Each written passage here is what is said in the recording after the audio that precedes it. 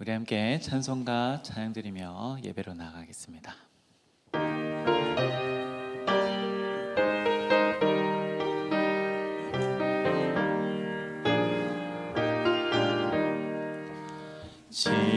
지금까지 지내온 것 주의 크신 은혜라.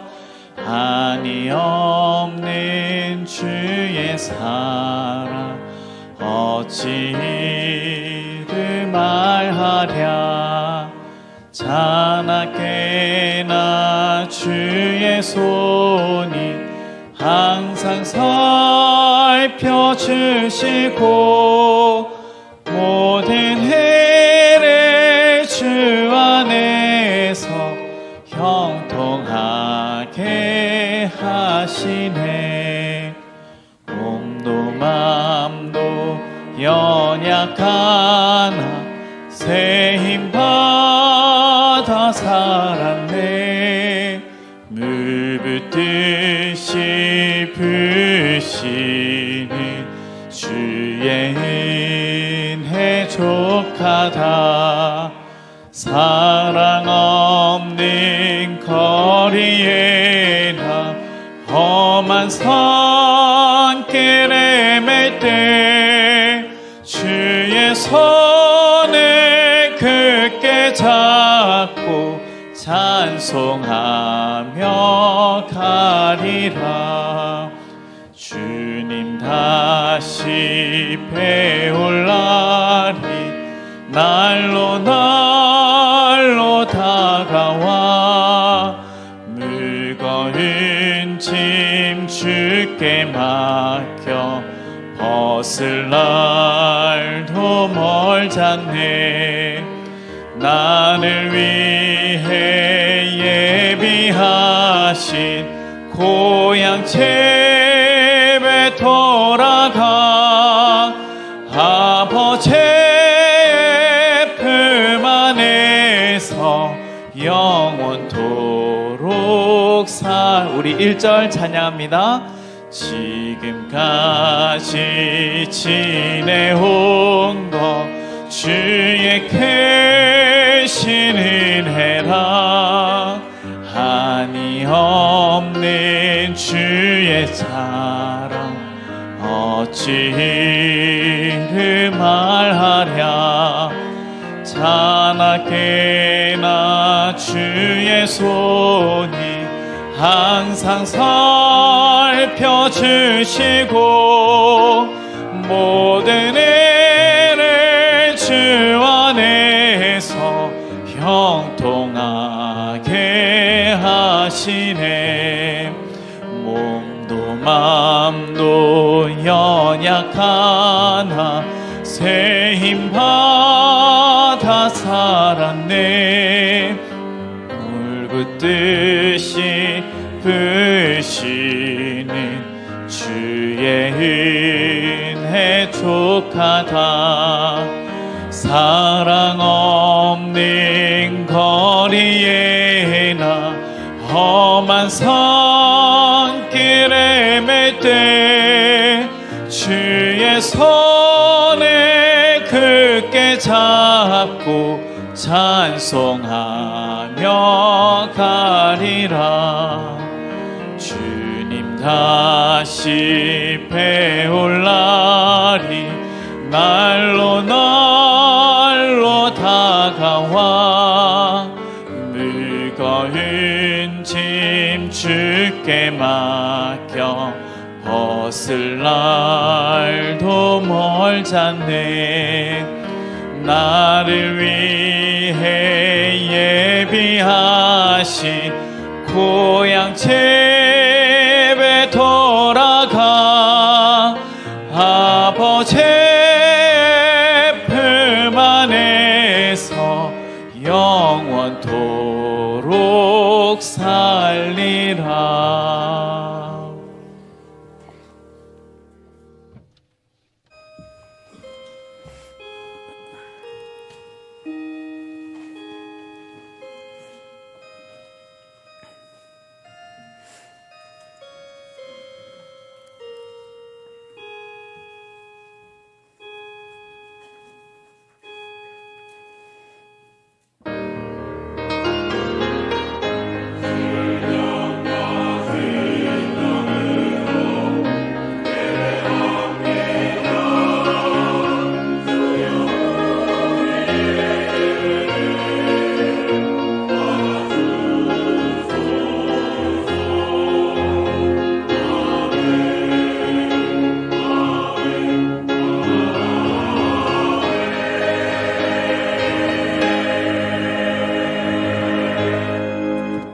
언제나 우리와 동행해 주시는 하나님, 한 걸음 한 걸음 걷다 보니 어느덧 2025년 마지막 주일을 맞이하게 되었습니다.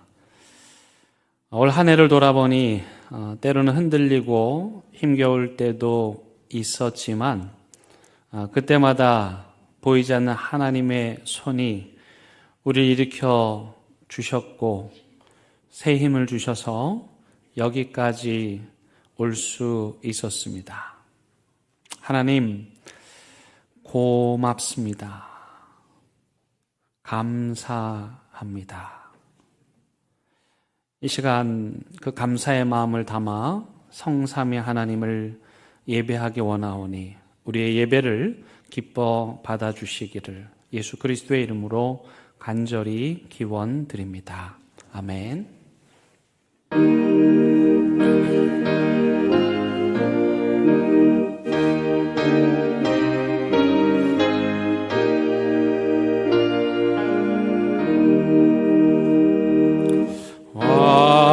만유의 주제 존귀하신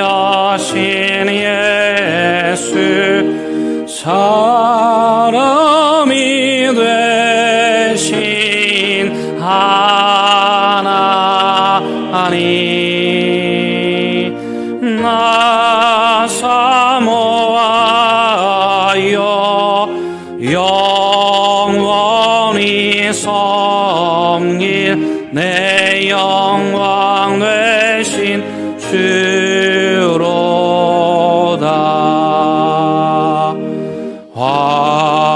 화려한 동산 무성한 저수목 다 아름답고 묘하나 승연한 예수 더 아름다워 봄 같은 기쁨 주시네. 광명한 해와 명랑한 여달빛 수많은 별들 빛나나 주 예수 빛은 더 찬란하여 참미로 할 수 없도다.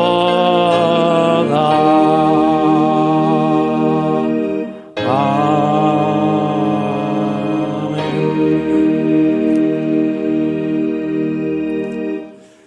보라, 내가 새 하늘과 새 땅을 창조하나니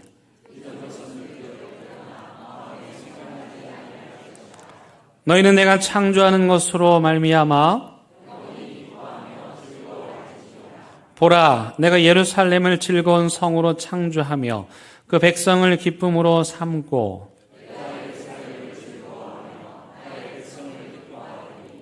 우는 소리와 부르짖는 소리가 그 가운데서 다시는 들리지 아니할 것이며 사자가 소처럼 짚을 먹을 것이며 뱀은 흙을 양식으로 삼을 것이니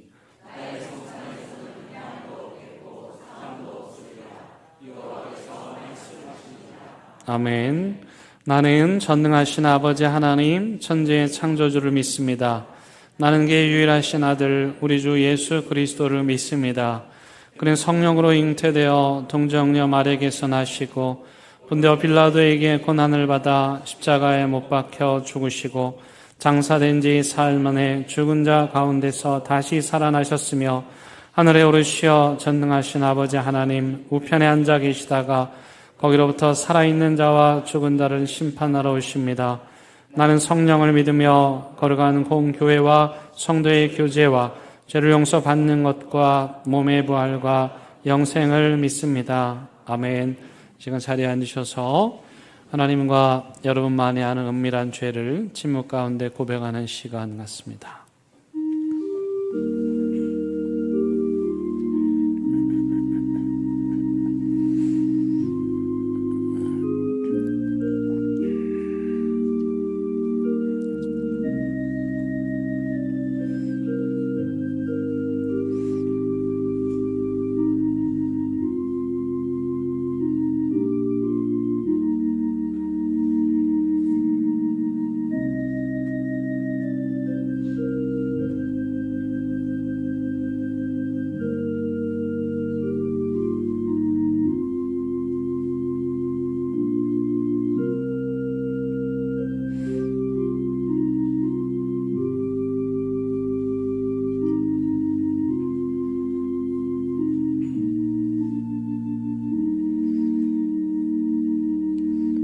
여기 진심으로 참여하는 자들에게 주시는 하나님의 위로와 용서의 말씀이 있습니다. 잘하였도다. 착하고 충성된 종아. 내가 작은 일에 충성하였음에 내가 많은 것으로 내게 맡기리니 내 주인의 즐거움에 참여할지어다. 아멘.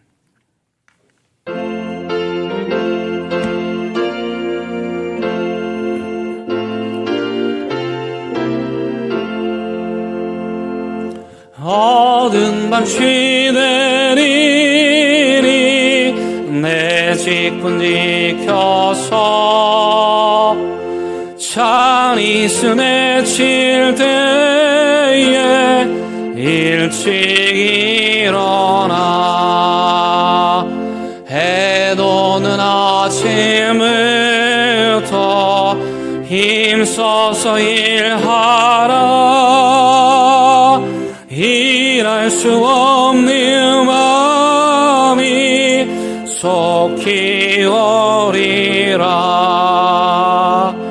어두운 밤 쉬내리니 내 직분 지켜서 일할 때 일하면서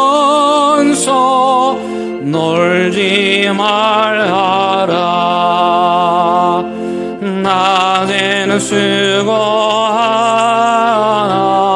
쉴 때도 겠네. 일할 수 없는 밤이 속히 오리라. 어두운 밤 쉬내리니 내 직분 지켜서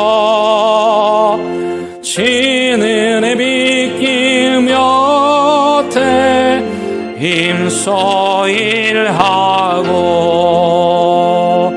그 빛이 다하여 어서 어둡게 되어도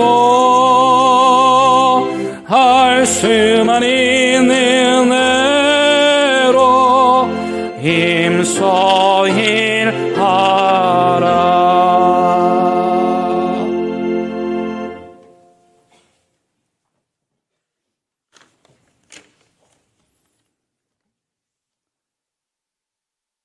거룩하신 아버지 하나님, 은혜와 사랑을 감사드립니다.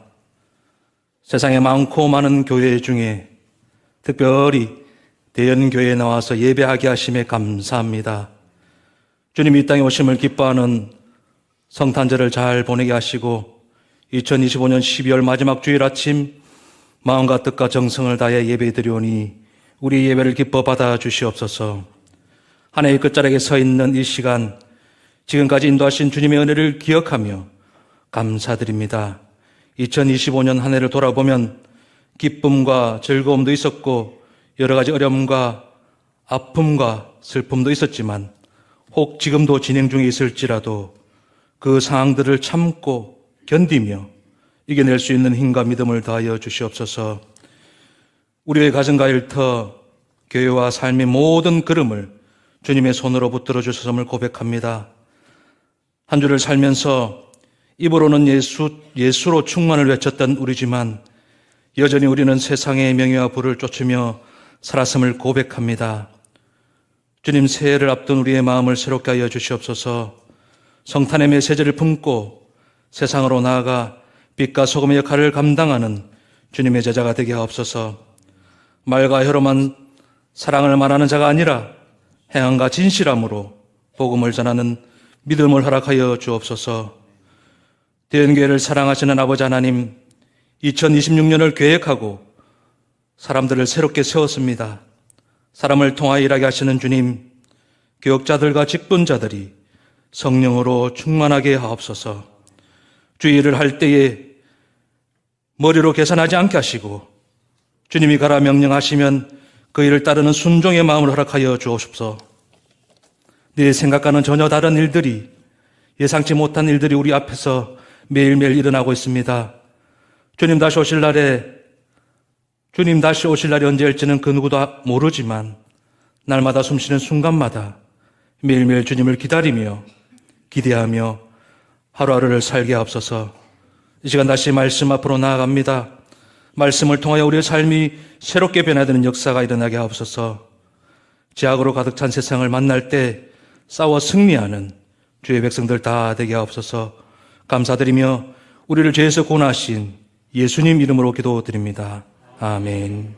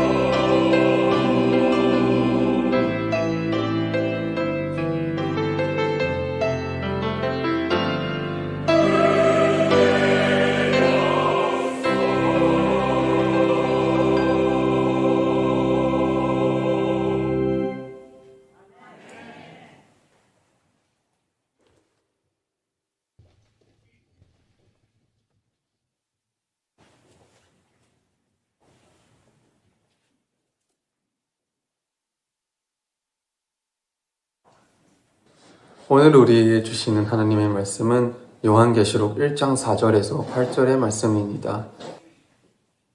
하나님의 말씀을 봉독하겠습니다. 하나님의 말씀을 경청하시기 바랍니다.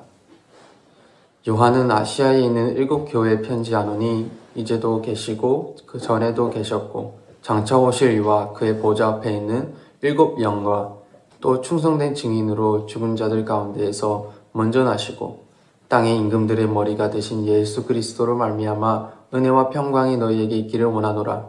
우리를 사랑하사 그의 피로 우리 죄에서 우리를 해방하시고 그의 아버지 하나님을 위하여 우리와 나의 제사장으로 삼으신 그에게 영광과 능력이 세세토록 있기를 원하노라.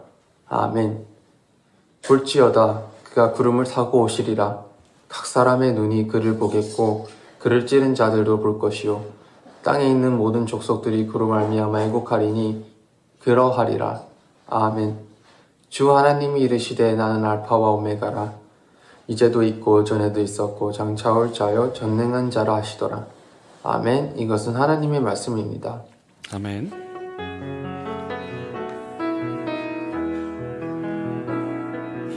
이 말씀 따라 사는 동안 지치지 않게 하시고 이 말씀 따라 사는 동안 주님 나라 이루소서.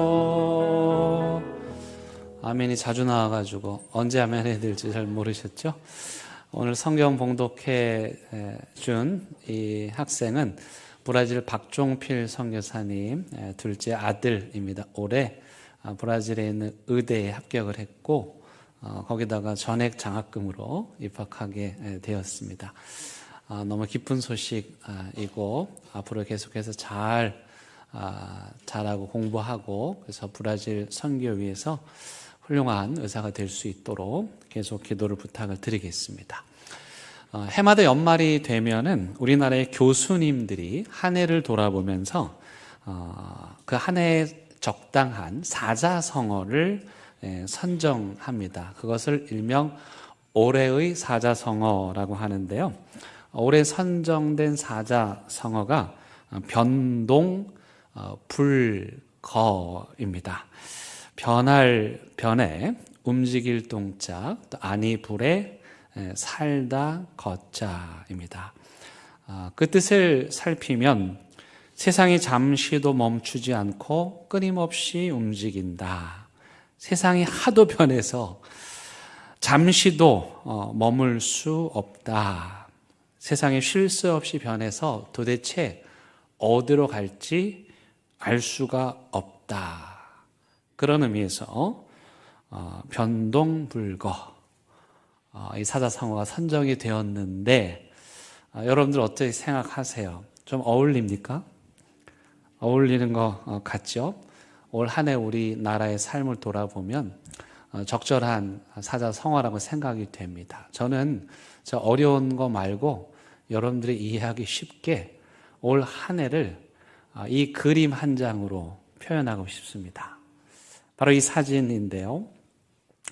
풍랑이 이는 바다를 작은 배에 의지해서 힘겹게 노를 젓고 있는 배 바깥의 그 풍랑도 살펴야 하고 그리고 배가 배 안에 사람들도 살펴야 되고 또 이 풍랑에 배가 파산하면 어쩌나 배 구석구석도 살펴야 하는데 그 와중에도 쉼 없이 계속해서 노를 저어야 하는 저 모습이 2025년 대한민국을 살았던 사람들의 삶이 아닌가 생각을 합니다. 배 밖의 상황, 배 안에 우리 가정이라고 한다면, 우리 개인의 삶이라고 한다면, 배 바깥에 우리 한 해 동안의 삶이 어땠습니까? 정치적으로 보면 갑작스러운 계엄령, 또 대통령 탄핵, 뒤은 새로운 대통령을 뽑는 그야말로 정치적으로 격동의 시기를 우리가 보냈습니다. 경제적으로 보자면 미국이 이제 우리 수출로 먹고 사는 우리나라를 대상으로 해서 엄청난 관세를 매겼고 그 협상하는 과정에서 어려운 시간을 보냈습니다. 그런가 하면 최근에 환율이 폭등해가지고 우리 청소년부 아이들 다음 달에 미국 가야 되는데 이런 환율 떨어지라고 기도 좀 하십시오. 환율이 폭등해서 지금 한국의 물가가 엄청나게 상승했습니다. 아마도 자영업을 하시는 분들은 이 말에 실감이 나실 것입니다. 그런가 하면 이제 국제 정세를 좀 살펴보면 한 20여 년 전만 해도 전 세계가 우리 세계화하자, 지구는 한 가족이야 이러면서 친하게 지내려고 했는데 최근에는 자국 이익 우선주의를 아주 대놓고 표방을 하고 있고 그러면서 국제 정세가 전쟁과 갈등으로 요동을 치고 있습니다.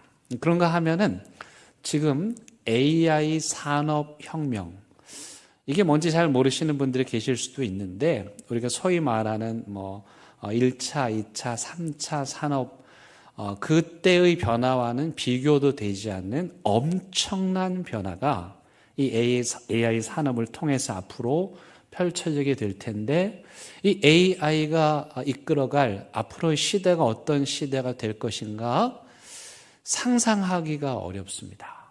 잘 모르면 그런가 보다 할 수 있지만 조금 내막을 들여다보면 이게 굉장히 심각한 상황입니다. 지금 전 세계가 여기에서 1등을 차지하기 위해서 엄청난 노력 정도가 아니고 거의 전쟁 수준입니다. 예를 들면은 여러분 현재 전 세계에서 돈을 가장 많이 버는 1위부터 10위까지 기업이 대부분 그 IT 기반의 그 회사들입니다. 이 회사들이 전부 다 지금 AI 개발, 인공지능 개발에 뛰어들었고 미국 정부는요. 일명 그 제네시스 프로젝트라고 하는 것을 국가 정책으로 세웠어요. 제네시스는 뭡니까? 창세기라는 뜻입니다. 이 말은 뭐냐면 이 미국이 AI 산업에 모든 걸 쏟아붓겠다. 이걸 국가 정책으로 표방했고 그 프로젝트 이름이 제네시스, 창세기. 세상을 새롭게 창조하는 그런 혁명적인 변화가 이 AI 산업을 통해서 올 텐데 미국이 이 일을 선도하겠다, 이끌어가고 앞장서겠다는 의미에서 제네시스 프로젝트를 표방하면서 이 AI 산업을 이끌고 있습니다. 제가 겁나는 건 이들이 쏟아붓는 돈이 어마어마해서 우리는 감히 따라가지도 못하고 쳐다만 보고 있을 뿐입니다. 이런 우리 배 밖의 상황들이 녹록치가 않습니다. 그런가 하면 그 경랑에 있는 그 바다를 항해해야 하는 우리 개개인의 삶 또한 만만치가 않습니다. 여러분 아까 보셨던 그 사진의 그 배 안의 사람들, 그 한 사람 한 사람들에게 수많은 사연들이 들어 있습니다. 갑작스러운 사고를 당하신 분들도 계시고 또 병에 걸려서 수술하신 분도 계시고 경제적으로 엄청난 손해를, 어려움을 겪은 분도 계시고 또 믿음의 시련을 당한 분도 계십니다. 이 풍랑이는 세상 속에서 작은 배에 의지해서 항해하기가, 살아가기가 녹록치 않은 것이죠. 여러분 일본 영화 중에 칠해가 우울증에 걸려서 라는 제목의 영화가 있습니다. 여기 칠해는 그 남편을 부르는 애칭인데 남편이 우울증에 걸렸다 이거예요. 이 영화는 그 결혼한 부부가 이제 5년이 되었는데 남편이 도시락을 싸줘도 안 먹고 가지고 오고 맛있는 음식을 해줘도 먹지도 않고 집에 오면 잠만 자고 이야기도 안 하고 웃지도 않고 하도 이상해서 병원에 갔더니 우울증 진단을 받은 거예요. 멀쩡하게 좋은 회사에 잘 다니고 있는 줄 알았는데 우울증이라는 병에 걸린 거예요. 근데 이런 방법 저런 방법 다 해도 치료가 되지를 않는 거예요. 그래서 이 아내가 하다못해서 회사를 그만두라고 남편에게. 근데 어떻게 회사를 그만둘 수 있겠냐, 그렇게 이야기 다투다가 이 아내가 당신 그만두지 않으면 나 이혼하겠다. 난 당신이 더 소중한데 이렇게 아파서 있는 모습을 보기가 너무 힘들다. 그래가지고 결국 회사를 그만두기로, 치료에 전념하기로 결정을 합니다. 그리고 이제 마지막 출근길에 이 아내가 그동안 한 번도 해보지 않았던 출근길에 남편과 동행을 합니다. 근데 세상에 남편이 출근할 때 타고 가는 그 지하철을 탔는데, 그런 지하철을 뭐라고 그럽니까? 보통 지옥철이라고 그러는 거예요. 이 아내가 5년 동안 그 지옥철을 타고 출퇴근했을 남편을 생각하니까 너무 마음이 아팠어요. 그래서 귀에다 대고 남편에게 지금까지 정말 고마웠어, 이렇게 말합니다.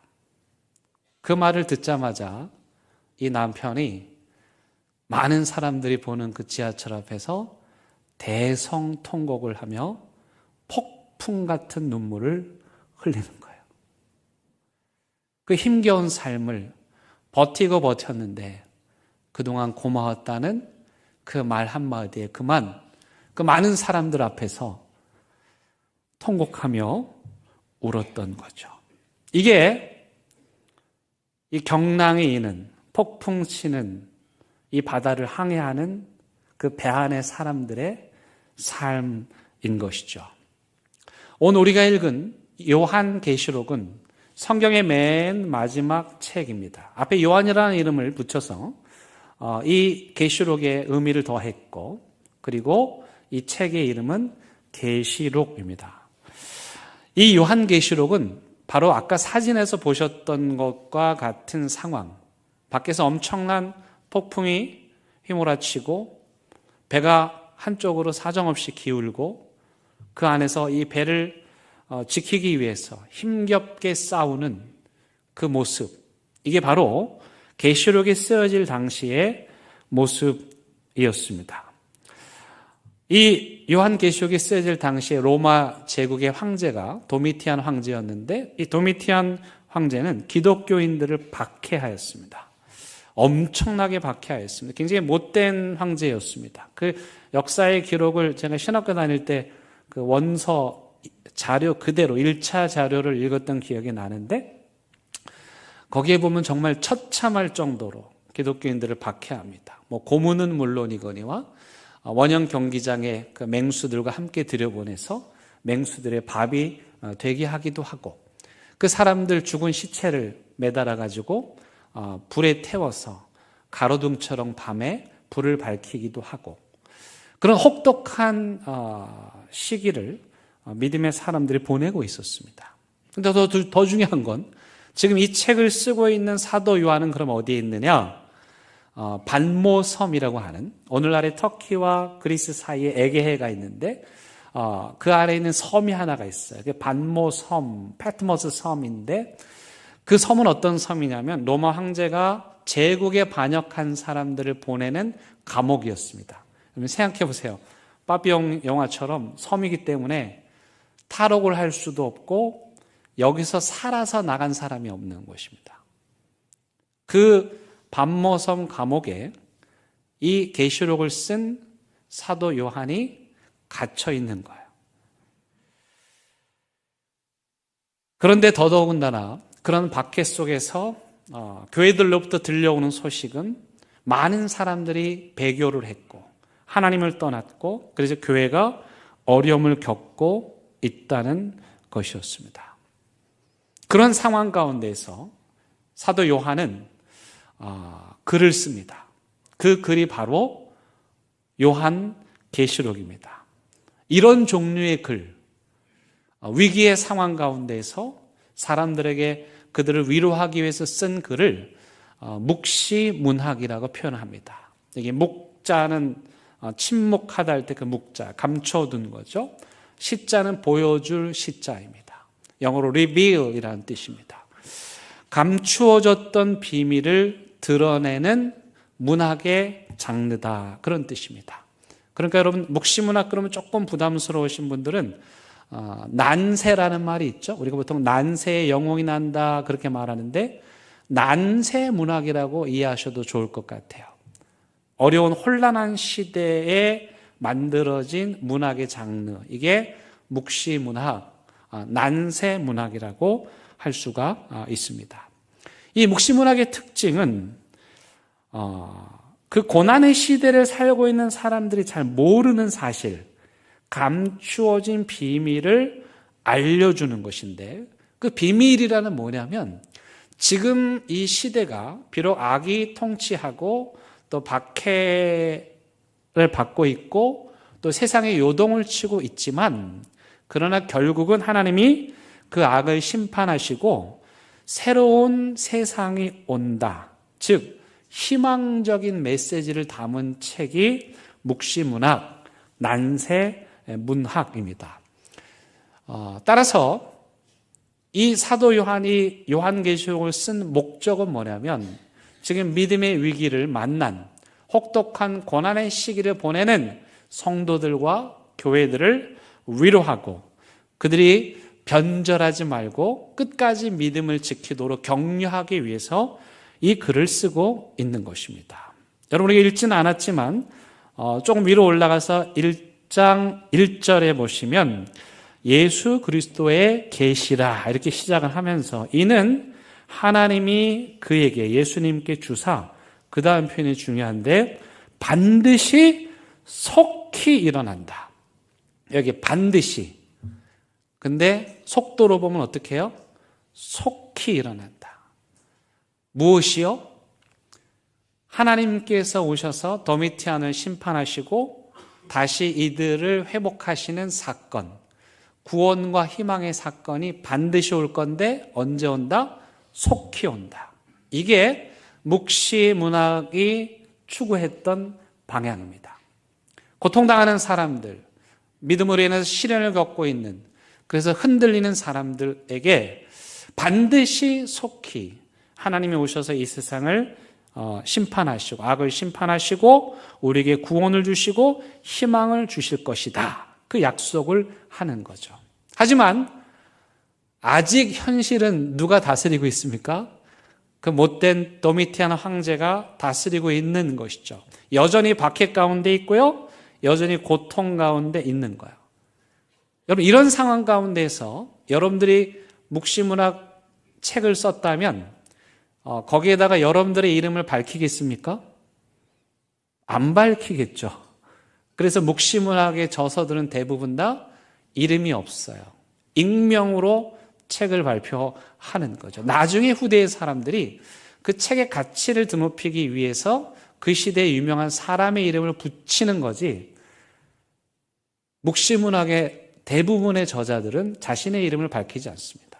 두 번째, 그 내용을 쓸 때조차도 실명을 거론하지 않습니다. 이렇게 두루뭉실하게 표현을 합니다. 예를 들면 이 계시록 안에 도미티안 황제는 하나님의 심판을 받을 것입니다. 이렇게 써놓으면 어떻게 되겠습니까? 독재 시절을 보내신 분들 아시겠지만 안기부로 끌려가는 거예요. 그러니까 그 내용 안에도 공개적으로 도미티안 황제의 이름을 쓸 수가 없어서 소위 말해서 666이라는 걸 쓴 거죠. 사람들이 이상하게 해석해서 그렇지 그건 도미티안 황제를 의미하는 자기들만의 표현이에요. 이 내용 안에 보면 왜 이렇게 해석하기 어려운 비유와 은유와 상징들이 많이 있느냐? 그건 발각되면 위험하니까. 근데 유대인들끼리는 알아요. 이게 무슨 말인지 알아요. 예를 들면 666이라는 말은 이스라엘의 히브리어 철자에는 숫자가 있거든요. 그 숫자를 이렇게 계산을 하면은 거기 그 숫자대로 이름이 나오는 거예요. 근데 우리가 뭐지 생각하는 그런 의미는 아닌 거죠. 또 하나님이 어린 양, 그러면 이거는 구원자, 우리를 죄를 속하시는 분, 이렇게 다 알고 있는 거죠. 그래서 그러한 은유와 비유들로 이 묵시문학을 기록함으로써 고통당하는 백성들, 또 믿음의 위기와 시련을 만난 성도들을 위로하고 그들에게 희망을 주면서 끝까지 믿음을 지키라고 믿음을 격려하는 그런 책이 바로 요한계시록 묵시의 책인 것입니다. 그래서 여러분, 요한계시록을 이상하게 해석하는 분들이 많이 계신데 그분들은 이 맥락을 이해하지 못해서 그래요.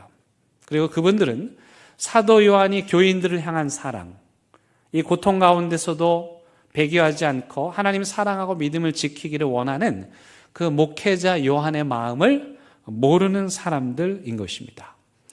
이 사도 요한이 도저히 빠져나올 수 없는 반모섬이라는 감옥에서 이 계시를 하나님으로부터 받았습니다. 천사를 통해서 들었고요. 그 계시가 예수 그리스도를 통해서 요한에게 전해졌고, 요한은 그렇게 7개의 교회, 소아시아에 있는 7개의 교회에 편지를 보냅니다. 물론 여기서 말하는 7개의 교회란 그 시대의 소아시아의 교회만이 아니라 오늘날도 여전히 박해받고 고난당하는 모든 교회를 의미하는 것입니다. 계시록 전체를 우리가 읽지는 않았지만 마지막 22장까지 핵심적인 메시지는 뭐냐? 그 시대의 중심 메시지, 그 시대의 유행은 강한 자의 편에 서라, 로마 황제를 숭배하라, 현실의 힘의 지배에 복종하라, 이런 거였죠. 거기에 반해서 요한계시록의 메시지는 로마 황제가 아니라 하나님 편에 서라, 강한 자가 아니라 어린 양 예수님을 예배해라, 보이지 않는 하나님을 보이는 황제보다 더 경배하고 섬겨라. 이게 바로 요한계시록의 핵심 메시지입니다. 여러분, 항상 성경은 우리에게 두 갈래 길을 이야기합니다. 어리석은 죄의 길과 의인의 길을 이야기하죠. 오늘 요한계시록을 통해서 사도 요한은 우리로 하여금 세상의 유행과 세상의 권력과 강한 자, 힘 있는 자들, 그들의 편에 서지 말고 보이지 않지만 오늘도 역사하시고 그 모든 악한 자들을 심판하실 하나님 편에 설 것을 우리에게 초대하고 있습니다. 여러분, 우리가 수요 바이블 아카데미 때 어거스틴 공부했죠? 그때 우리가 공부했던 책이 어떤 책입니까? 제목이요? 고백록이라는 유명한 책입니다. 그런데 어거스틴의 수많은 저서들이 있는데 또 고백록만큼 유명한 책이 하나님의 도성이라는 책입니다. 이 하나님의 도성에 보면 여기에는 인간이 세운 도성이 있습니다. 하나님이 세운 도성이 있습니다. 이 어거스틴이 말하고 있는 건 뭐냐면 인간이 세운 모든 도성은 무너지고 멸망한다. 하나님이 세운 도성만이 영원히 흔들리지 않는다. 그러므로 우리가 인간의 도성을 쌓지 말고 인간의 도성을 따르지 말고 하나님의 나라, 하나님의 도성을 이 땅에 이루고 세워야 한다. 이 얘기를 하는 거예요. 근데 이 어거스틴의 신의 도성, 하나님의 도성이라는 책을 쓸 때 실제 상황이 어떠냐면은 지금 이 사도 요한 시대의 성도들을 박해했던 이 로마의 황제, 엄청난 권력을 가졌던 그 로마가 점점 힘을 잃었던 시대입니다. 결국 북쪽의 야만 민족들이 쳐들어 내려와 가지고 그 반달족이 유럽을 지나서 북아프리카까지 쳐들어온. 그러니까 어거스틴이 지금 그 로마가 멸망하는, 절대로 무너지지 않을 것 같았던, 누가 감히 로마의 멸망을 이야기할까? 절대로 무너지지 않을 것 같았던 그 로마가 붕괴되는 것을 목격하면서, 그리고 반달족이 쳐들어와 가지고 이 북아프리카까지 완전히 점령하면서 어거스틴이 그 가운데서 한 8개월 동안 버티다가 결국 죽습니다. 그 어간에 이 신의 도성을 썼는데 핵심 메시지는 바로 그것입니다. 그 시대에 많은 사람들이, 특별히 많은 지식인들이 하나님을 버리고 로마를 섬겼고 로마에게 절하했고 로마의 권력과 손을 잡았습니다. 그때 이 신의 도성을 쓴 어거스틴은 그 로마는 무너진다. 인간이 힘으로 세운 모든 제국은 다 무너진다. 그러니 하나님 편에 서라. 하나님의 도성을 쌓아라. 하나님의 나라를 이 땅에 만들어라. 그 메시지를 로마가 무너져가는 것을 보면서 그 역사의 현장을 목격하면서 하나님의 도성이라는 그 유명한 책을 쓴 거죠. 서두에 말씀드렸던 올해 우리 교수님들이 선정한 변동불거라는 말은 불안한 상황을 의미하는 게 맞습니다. 어디로 갈지 모르니까, 저 풍랑을 만난 배가 도대체 어디로 갈지 모르니까 불안하고 염려가 되지요. 그러나 여러분, 다른 한편으로 생각하면 그것은 새로운 기회이기도 합니다. 우리 스스로는 움직이지 않는데, 우리 스스로는 변화하지 않는데 그 엄청난 폭풍을 만나가지고 이 배가 폭풍에 밀려서 떠밀려 가는, 그렇게 새로운 세상을 향해서 내가 의도하지 않았지만 나아가게 되는 긍정적인 측면도 있는 것이죠. 여러분, 오늘 다시 이 요한계시록을 쓴 사도 요한의 반모섬으로 가보십시다. 그 섬 밖으로 감옥에서 탈옥한들 섬에서 육지로 갈 수가 없습니다. 겹겹이 둘러싸여 있습니다. 살아서 나간 사람이 한 사람도 없습니다. 그런데 그가 5절, 6절에서 뭐라고 말하냐면은, 이게 찬송가인데요. 아주 유명한 가스펠 찬양인데, 우리를 사랑하사 그의 피로, 이런 찬양인데요. 여기 보세요. 사도 요한이 반모섬 죽음의 감옥에서 이렇게 노래합니다. 5절 하반절, 우리를 사랑하사 그의 피로 우리를 죄에서 해방하시고 그의 아버지 하나님을 위하여 우리를 나라와 제사장으로 삼으셨다. 여러분요, 우리가 아무리 정신력이 강하고 믿음이 강해도요, 이런 감옥에 일주일만 갇혀 있으면요, 기가 죽습니다. 우리의 자존감이 바닥을 치지요.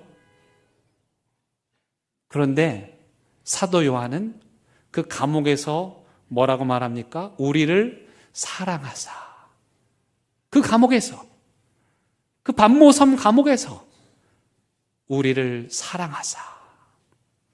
근데 어떻게 사랑하셨습니까? 그의 피로 우리를 죄에서 해방하셨다. 여러분, 지금 이 사람은 감옥에 갇힌 죄수입니다. 탈옥이 불가능한 감옥에 있습니다. 그런데 뭐라고 말합니까? 해방, 자유롭다는 거예요. 말이 안 되죠? 비록 로마 황제가 요한을, 그 육신을 가두었지만, 그러나 요한의 영혼은 예수 그리스도의 사랑으로 자유하다. 나는 이 온 세상이 억압하고 옥죄고 감옥에 가두고 착고를 채워도 나는 하나님의 사랑으로 자유하다.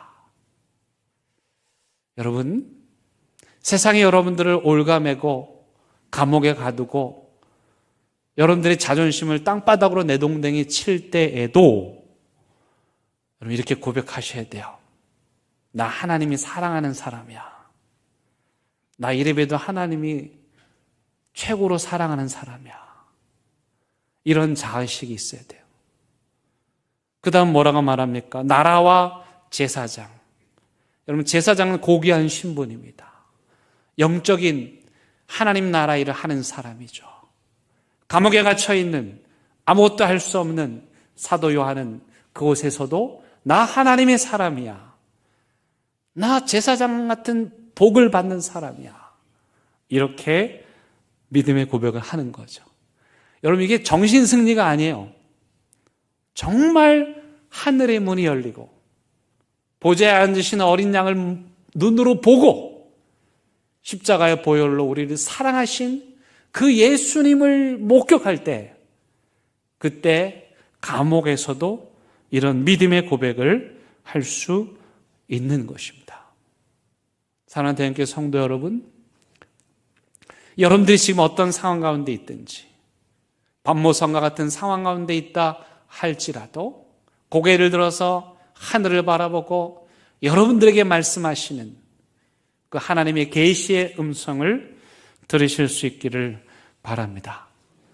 그 믿음의 눈으로 현실을 초국하는 이 풍랑 있는 세상을 헤쳐나가실 수 있기를 바랍니다.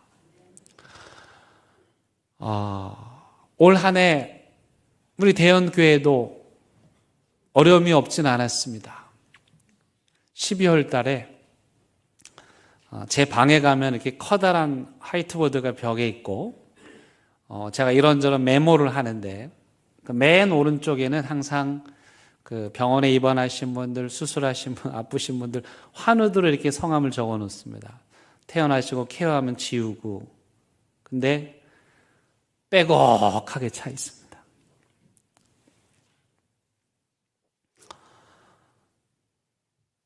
놀라운 사실은 그럼에도 불구하고 하나님께서 그들을 병상의 자리에서 일으켜 주시고 치유해 주시고 죽었던 자를 살려 주시고 회복해 주셨습니다.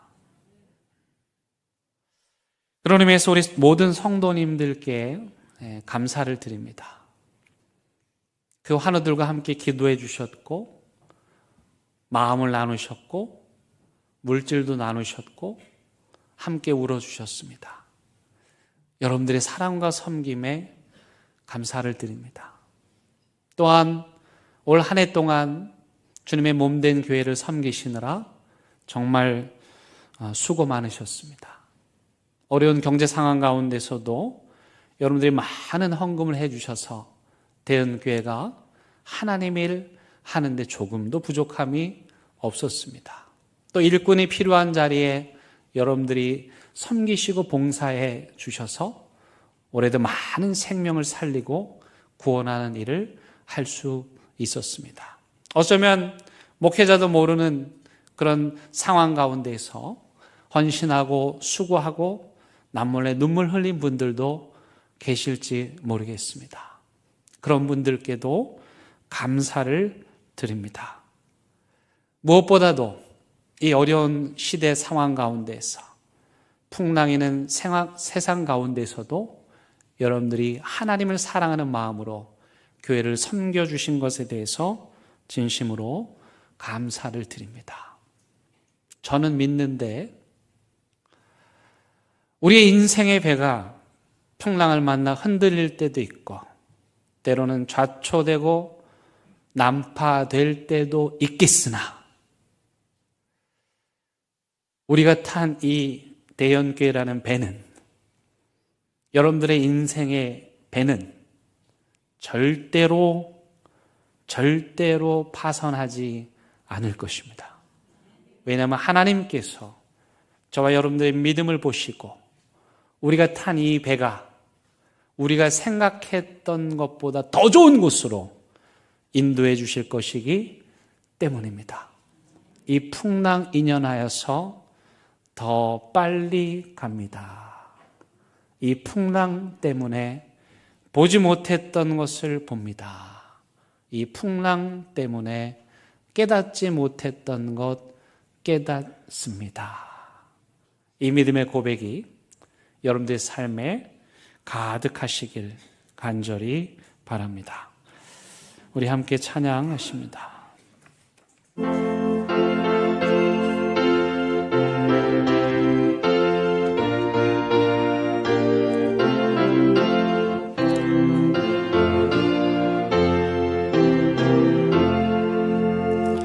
이 몸의 소망 무언가 우리 주 예수뿐일세. 우리 주 예수밖에는 믿음이 아주 없도다. 주 나의 반석이시니 그 위에 내가 서리라. 그 위에 내가 서리라. 무섭게 바람 부는 밤 물결이 높이 설렐 때 우리 주 크신 은혜에 소망에 다실 주리라. 주 나의 반석이시니 그 위에 내가 서리라. 그 위에 내가 서리라. 세상에 믿던 모든 것 끊어질 그날 되어도 구주의 언약 믿사와 내 소망 넣으리라. 주 나의 반석이시니 그 위에 내가 서리라. 그 위에 내가 서리라. 아라던 천문 올라가 하나님 앞에 배울 때 구주의 은혜를 힘입어 여시 바로 서리라. 주 나의 반석이시니 그 위에 내가 서리라. 그 위에 내가 서리라. 이 시간에는 우리 교회를 위해서 헌신하신 또 봉사하시고 은퇴하시는 우리 두 분 권사님 은퇴식을 하도록 하겠습니다. 우리 안남숙 권사님은 지금 못 오셨죠? 오셨나? 계시죠? 네. 오늘 은퇴하신 안남숙 권사님, 이복희 권사님 두 분입니다. 이복희 권사님 앞으로 좀 나오시죠? 네.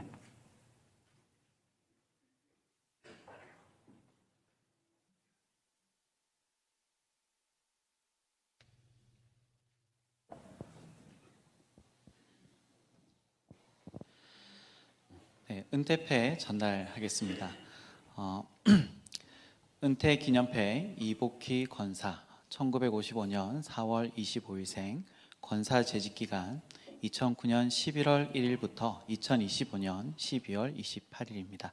권사로 소명받아 하나님의 일꾼되어 한결같은 마음으로 대원교회를 섬긴 이복희 권사의 그 고귀한 섬김을 기억하며 감사의 마음을 담아 이 패를 드립니다. 잘하였도다 착하고 충성된 종아, 내가 적은 일에 충성하였음에 내가 많은 것을 내게 맡기리니 내 주인의 즐거움에 참여할지어다.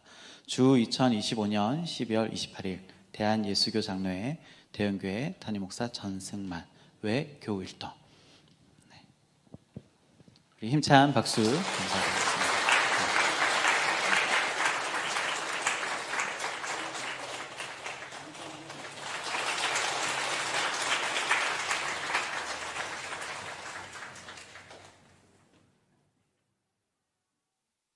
안남숙 권사님은 우리 남편께서 좀 건강이 좋지 않아서 오늘 오시지는 못했습니다. 이복희 권사님은 제가 10년 전에 부임했을 때 새가족부 담당 하셨습니다. 그래서 새가족들을 잘 섬겨주시고 또 구역장으로도 섬기시고 많은 사역들을 하시며 주의 몸된 교회를 섬겨주셨습니다. 안남숙 권사님도 마찬가지로 교회 모든 살림들 하시면서 헌신하시고 봉사해 주셨습니다. 두 분 권사님께 진심으로 감사를 드리고 또 은퇴 이후에도 교회를 더 사랑하여 주시고 기도해 주시기를 바라겠습니다. 잠깐 기도하시겠습니다. 하나님, 주의 여종들 지금까지 붙잡아 주시고 그 누구보다도 하나님을 사랑하여 주님의 몸된 교회 위해 봉사하고 섬길 수 있게 해주신 거 진심으로 감사를 드립니다. 하나님을 사랑하고 주의 교회를 위해서 봉사한 자들에게 하나님 축복하여 주시고 그 노년의 삶이 복되게 하시며 하늘의 축복을 자자손손 누릴 수 있도록 은혜를 부어 주시옵소서. 흔들리기 쉬운 세상입니다. 유혹하는 것들이 너무도 많이 있습니다. 그런 상황 가운데서 우리 두 분 권사님처럼 흔들리지 말고 견고하게 오직 예수 그리스도 그 반석 위에 굳건하게 서서 하나님 나라와 교회를 위하여서 살아가도록 축복하여 주옵소서. 예수님의 이름으로 기도드립니다. 아멘.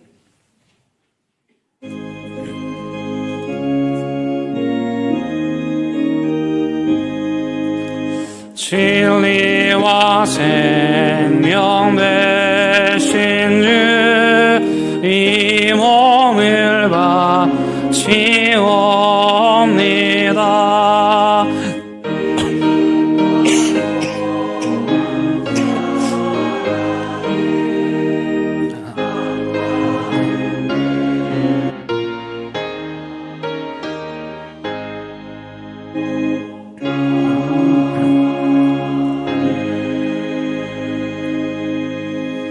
하나님, 이 세상을 살아가는데 돈이 정말 유용하고 또 돈의 힘이 막강하다는 것을 알지만, 그러나 우리 믿음의 사람들에게 있어서 이 물질은 우리의 1순위가 아님을, 오직 하나님만이 우리 삶의 1순위이며 하나님만이 우리의 경배의 대상임을 고백하는 마음으로 이 시간 하나님께 예물 올려 드립니다. 그 믿음의 깊은 고백을 하나님 받아 주셔서 이들이 평생 이 고백을 하며 하나님만 예배하며 살아가는 복을 누리게 하여 주옵소서. 또 이 예물을 통하여서 여전히 이 세상 힘 있는 자들에게 고개 숙이며 인생을 허비하는 모래성을 쌓고 있는 그 수많은 심령들 구원하시고 건져 주시옵소서. 병상에서 또 간호의 자리에서 수술대에서 또 외로움의 자리에서 홀로 견디는 주의 성도들 주님 찾아가 주시고 위로하여 주시고 회복시켜 주시고 그 삶을 일으켜 주시옵소서. 예수님의 이름으로 기도드립니다. 네. 우리 함께 인사 나누시겠습니다. 예, 반갑습니다. 네. 예, 내일부터 일주일 동안 한 해를 마감하고 또 새해를 준비하는, 맞이하는 시간에 우리 특별 기도 새벽 예배를 하도록 하겠습니다. 이번에 주제가 시다운 교회, 시다운 그리스도인입니다. 그래서 시는 시할 때 시이죠. 우리 한 주간 동안 여러분 기도로 한 해를 마무리하고 또 새해를 잘 준비하시기 바랍니다. 아니 목사님 그 연말에 바쁘고 연초에 바쁜데 왜 또 교회 오라고 그러십니까? 근데 아이러니하게 바쁘니까 이런 걸 안 하니까 그러면 더 잘 될 줄 알았는데 제가 보니까 그게 아니더라고요. 더 바쁘고 더 분주한 시간에 기도의 자리 있게 하는 게 하나님의 복을 누리는 것이다 생각하여서 여러분들은 믿음의 자리, 기도의 자리로 초대합니다. 바쁘고 분주하시겠지만 이 한 주간 하나님 앞에서 한 해를 마감하고 새해를 시작하실 수 있기를 바라겠습니다. 수요일 저녁에는 저녁 11시 30분에 송구 영신 예배로 드립니다. 그날 수요 성경 공부는 없고요. 송경신 예배 많이 참여해 주시기를 바라겠습니다. 2026년도에 교회를 섬길 분들 임명하였습니다. 게시판을 참조해 주시기 바라고 너무 많은 분들이 계셔서 오늘은 처음 새로 서리집사로 임명받으시는 분들만 제가 불러드립니다. 신임 서리집사 강병원, 권준영, 김소라, 김수현, 김은정, 김혜옥, 사정훈, 서정훈, 안지호, 엄정식, 은혜나, 은혜주, 이미경, 이유정, 이혜진, 지현욱, 추빈나 우리 대연교회 신임 서리 집사님들이십니다. 새해에 맡겨진 직분 잘 감당하시기 바랍니다. 지난번에 우리 피택자들이 박이도 장로님 병원에 방문하여서 피택자 교육을 받았는데 그때 장로님 이런 말씀하셨어요. 신앙생활 가운데 가장 기뻤을 때가 언제냐? 그거는 서리 집사 임명받았을 때다. 장로 임직 때도 아니고 서리 집사 임명받았을 때 너무너무 기뻤고 서리 집사 임명받았을 때 하나님께서 많은 축복을 경험하게 하셨다 고백해 주셨습니다. 여러분 이 직분이 귀합니다. 귀한 직분 잘 감당하실 수 있기를 바라겠습니다. 또 오디오 바이블이 이제 한 해를 마감하고 새 해를 시작합니다. 시즌 8번째 유진 피터슨 목사님의 더 메시지 성경, 정말 번역이 맛깔스러운데 여러분 오디오 바이블에 많이 참여해 주시기를 바라겠습니다. 유진벨 헌금, 성경헌금 안내를 잠깐 드립니다. 우리 교회에서 북한의 다재 내성 결핵 환자들을 돕는 유진벨 재단에 선교 헌금을 해왔고, 그래서 박은경, 리현, 림태일 이 세 분을 1년 6개월 치료 과정을 통해서 그 병이 완쾌되도록 헌금을 통해서 약값을 보내드렸고 그렇게 치유받으셨습니다. 그런데 그 이후에 코로나가 발발하고 또 남북관계가 계속 경색 국면이어서 이 유진벨 재단이 북한에 들어갈 수가 없는 형편이었습니다. 그럼에도 불구하고 우리 성도님들은 조금도 요동하지 않으시고 이분들을 위해서 계속해서 헌금을 해주셔서 현재 한 9분에서 10분 정도를 치료할 수 있는 치료비를 적립하여 후원한 상태입니다. 그런데 이 남북관계가 언제 풀릴지 알 수가 없고 또 계속 여러분들에게 이 헌금을 하게 하실 수 없어서 유진벨 선교 헌금이라는 이름을 북한 선교 헌금이라는 이름으로 바꾸도록 하겠습니다. 그렇게 하는 것은 일단 이름을 바꾸더라도 남북관계가 회복돼서 유진벨 재단이 북한에 들어갈 수 있다면 그 북한 선교 헌금으로 모아진 그 헌금도 유진벨 재단 결핵 환자 치료하는 데 사용하도록 하겠습니다. 다만 그 전에 또 북한 선교를 위해서 긴급하게 사용할 일이 있다면 이 북한 선교 헌금을 활용하도록 하려고 합니다. 그동안 헌금해 주신 분들께 감사를 드리고 우리 대연교회는 남북이 평화롭게 통일되는 그날까지 북한 선교하는 일을 멈추지 않을 것입니다. 그 일에 여러분들이 마음을 모아주시고 또 기도해 주시고 계속해서 협력해 주시기를 바라겠습니다. 김동배 집사님께서 교통사고로 병원에 입원을 하셨는데 며칠 입원하셨다가 갑자기 뒤늦게 뇌출혈이 와가지고 급하게 수술을 했습니다. 다행히 병원에 입원 중이신 상황이어서 수술이 잘 되었고 아무 부작용도 없습니다. 잘 회복되실 수 있도록 위해서 기도해 주시기를 바랍니다. 우리 최호수 명예원사님, 김문자 권사님, 김지숙 권사님, 전혜주 권사님 성경일동하셨고 송행자 성도님 우리 교회 가족 되셨습니다. 우리 큰 박수로 축복하고 격려하겠습니다. 이제 다 함께 일어나셔서 결단의 찬양 부르시겠습니다.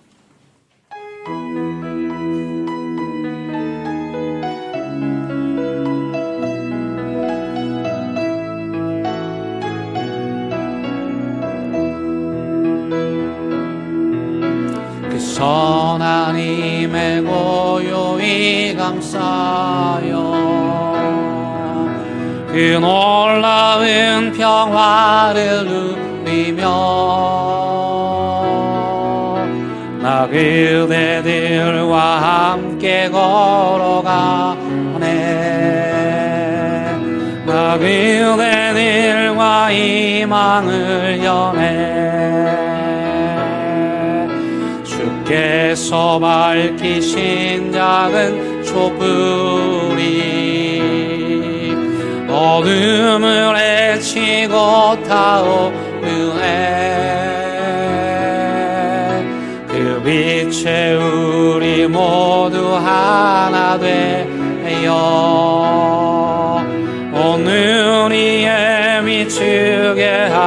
하소서. 그 선한 힘이 우리 감싸시니